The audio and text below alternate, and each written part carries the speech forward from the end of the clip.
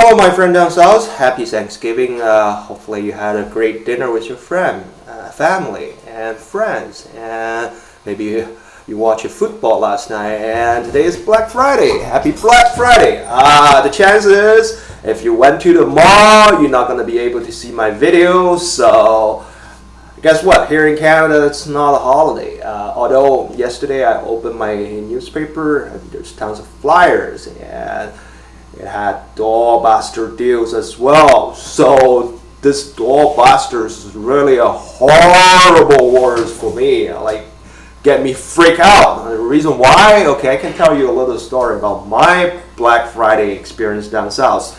It's about like I think 5-6 years ago. So I went down for a long weekend. Anyway, not a long weekend for us. So I had a lot of friends down south. So this morning, like my friend, she woke me up at 5 a.m. She said, "Well, we're gonna get to the mall, get to the Macy's." I was like, "What? Macy's? Are you nuts? It's like 5 o'clock. Does Macy even open at 6 a.m.?" She said, "Well, anyway, come with me." Well, for you people, for us, like who never see Black Friday, it's a good experience to see what's going on. Okay, so we popped in our car and drove down there.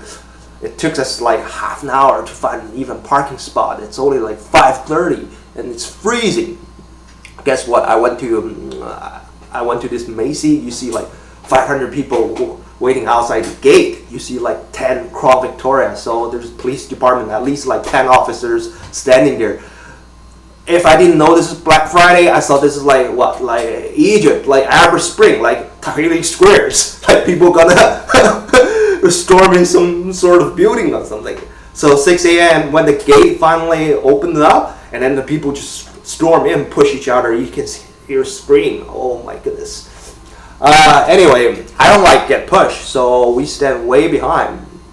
When we walk in, yes, I heard there's deals like $100 for an LCD TV or something. Back then, that was a huge deal. Well, of course, people like us stand behind. I'm not gonna get it. There were people who kept outside the store since Monday. Yes, Monday, Tuesday, Wednesday, Thursday, Friday. So 5 days. So they never calculate how much is your wage, how much money you lost during those 5 days. You know what? The leading cause of why poverty stays generation after generation is those people who buying liabilities. You don't need to be an accountant to understand what liability is. What is liability? That's when you keep spending money and those stuff you purchase create no capital at all. So, like, I know some people walk into the car dealership. Car dealership guy is gonna say, "You know what? Your car is your asset." That's totally wrong. You know what? Unless I'm a pizza driver, unless I'm a cab driver, my car doesn't create wealth for me. My car does not deliver dividends, does not deliver income to me. So it's not a liability. Especially when you have credit card loan, you have line of credit, you have huge personal credit, you have like car loan. This is not time you want to spend money on stuff you don't need. Okay? This is not time. You want to pay down your debt first. Anyway, keep going our story. So we walk around the mall. There's no deal. You know what? I can tell right away. A store tried to dump or liquidate some undersold products. Like I can tell you what's on sale. Okay. There was let me remember this. There was some CD player. Was like $5, and back then, who else still might want to buy CD players?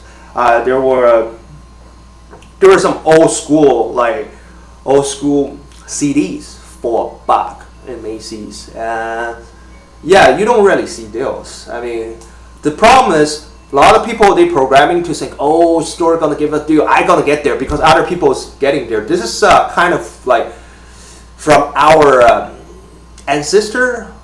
when we are still like hunting and gathering. So when you see the lion and wolf coming, when you see the first guys running, and then a whole bunch of us keep running to the same direction, so we have no difference than those animals.